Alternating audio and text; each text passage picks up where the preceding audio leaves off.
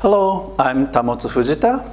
I'm a teacher of English and also a teacher trainer.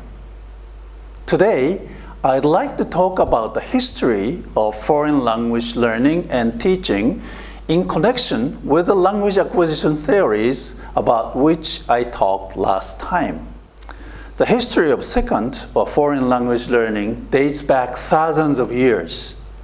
It may not be so surprising for you to hear that ancient Romans were learning ancient Greek to read the writings of Greek philosophers such as Aristotle or Plato. In those days, the main purpose of learning a foreign language was to gain new knowledge or acquire wisdom by reading. The same was true in Japan too, and many cultured people were learning from Chinese classics such as Confucius' writing. Toward the end of Edo period, or at the beginning of Meiji period, Japanese people tried to learn about Western medicine, technology, philosophy, or the legal system by reading books from such countries as Holland, England, France, and Germany. Since the main focus of learning a language, as I mentioned earlier, was reading and writing, people were studying grammar, memorizing vocabulary, and translating text from one language to another. As long as people could translate what they were reading, that was enough. This way of teaching a foreign language is called a grammar translation method.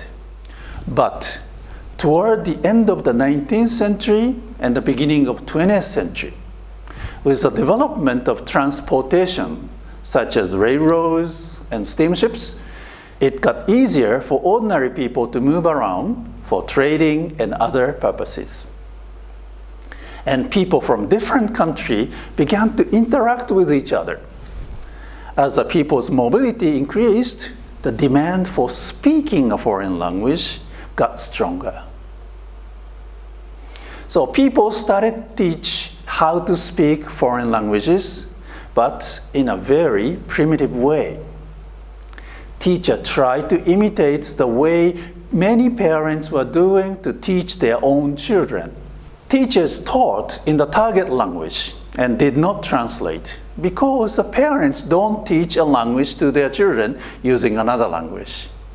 So this way of teaching became known as a natural or direct method.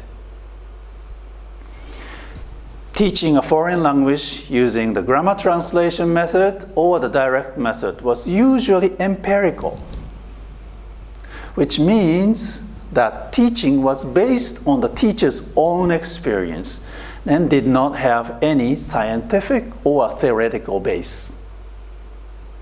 But in the middle of the 20th century, after the Second World War, an innovative teaching method called Audiolingo Approach was invented. And this was the first scientific foreign language teaching method. And it was based on the behaviorist psychology, which I talked about last time, and structural linguistics.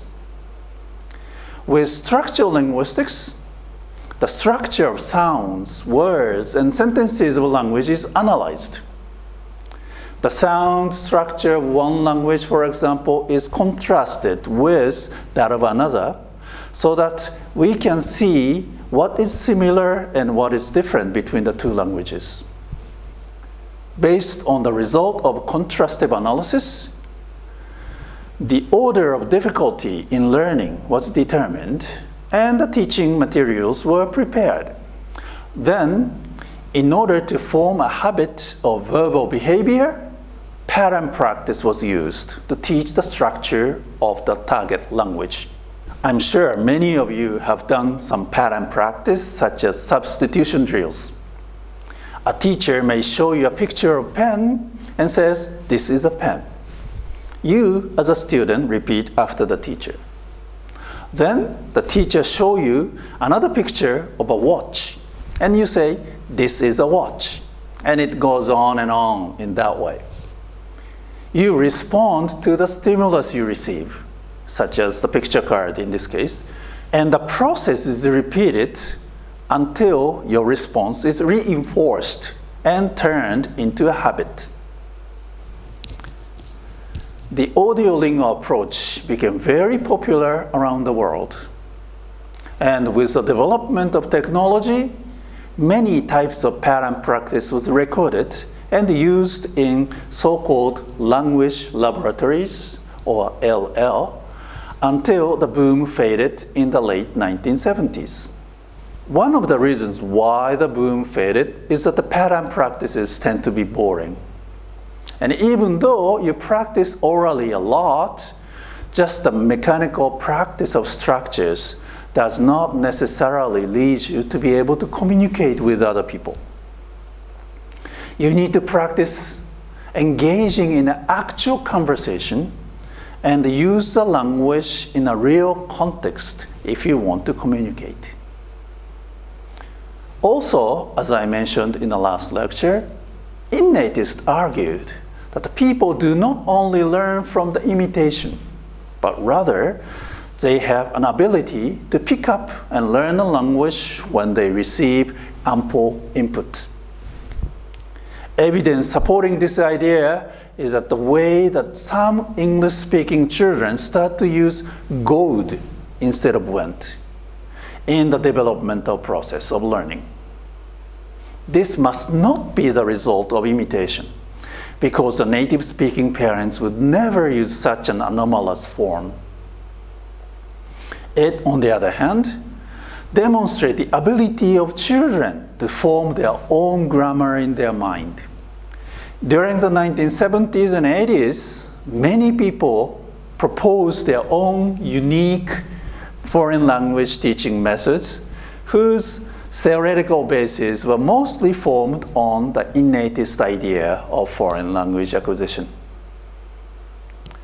Since an emphasis was placed on the importance of input, teachers did not force the learner to speak at first. Babies do not speak for about 1 year after their birth, but during that time, they are keenly listening to what people say. And sometimes they react by smiling or waving hands when they are spoken to. This indicates that there is a period of time when they are beginning to understand the language but do not necessarily produce any words. This is called the silent period and is considered to be a critical time in the development of the internal language system. Total physical response, or TPR, created by James Asher, is one such method. And it is still very popular today, especially for people teaching small children. A teacher stand up, for example, by saying stand up, to show the students what she or he is doing. The teacher repeats this several times until the students understand. Then the students do the actions themselves when they hear the teacher give a command. The students are under no pressure to speak a word of a target language from the very beginning. All they need to do is to show their understanding by doing the actions or responding physically. A command used in this method could be made to be more complicated, so you can use a sentence like, "Point at the girl who has a yellow ribbon on." When the students are confident enough and ready to speak, they can take turns and give commands to each other. There were advantages and disadvantages in each method, of course. And many teachers started to think that they should be more eclectic rather than sticking to just one method. As we have seen, in the days of grammar translation, people emphasized the learning of reading and writing in a foreign language. But since the beginning of the 20th century, they have been putting more emphasis on listening and speaking. But throughout these periods, the learning a language meant learning the correct forms of structures of language. In other words, what was important was to use a language accurately.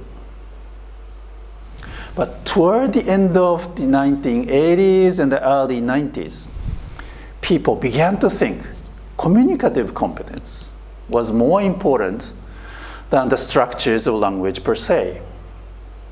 This means that in addition to the correct usage of language, the actual functional use of language in social interaction is very important. When someone comes into the room and says, "Oh, it's hot in here," it usually wasn't just a description of the temperature of the room. For example, it could be a suggestion to open the window or turn on the air conditioner. It's hard to make out this hidden meaning only by studying grammar. So you need to actually interact with other people and use the language in the actual meaningful contexts.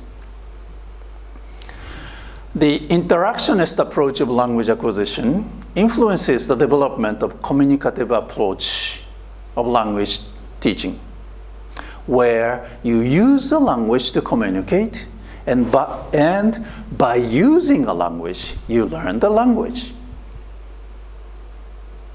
The crucial thing here is to get the message across so that the fluency is considered more important than accuracy.